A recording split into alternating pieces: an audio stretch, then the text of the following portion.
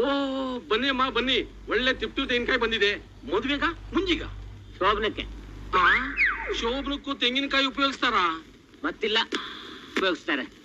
ಮದ್ವೆ ಕಣಪ್ಪ, ಇವನಾದ್ರೂ ಎಳಸು ಬುದ್ಧಿ ಇಲ್ಲ. ಮೊಮ್ಮಕ್ಕಳ ಅಜ್ಜ ಇದ್ದಂಗಿದ್ಯಾ, ನೀನು ಹಾಗೆ ಕೇಳ್ತೀಯಲ್ಲ. ನನ್ ತಲೆ ತೆಂಗಿನಕಾಯಿ ತರ ಇದೆ ಅಂತ ಈಗ ಹೇಳ್ತಿದ್ದೀರಾ? ನಾನಿನ್ನು ಚೊಚ್ಚಲ್ ಮಗಿನ ತಂದೆ ಗೊತ್ತಾ? ಈಗ ಹೇಳಿ ಅಮ್ಮ, ಕಾಯಿ ಅಡಿಗೆಗ ಕೊಡಿಗೆಗ? ಅಡಿಗೆಗೊಂದ್ 50 ಸಾಕು, ಕೊಡುಗೆಗೊಂದ್ 500 ಬೇಕು. ಹೇಗೆ ರೇಟು?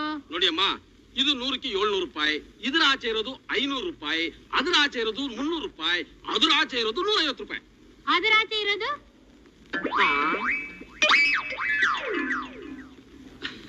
ಅದ ಆ ಕೊಳ್ತೋ ತೆಂಗಿನಕಾಯಿ ಮೇಲೆ ನಾವೇ 10 ಪೈಸಾ ದಕ್ಷಿಣೆ ಇಟ್ಕೊಡ್ತೀವಿ. ಕಸದ ತೊಟ್ಟಿ ಬಿಸಾಕ.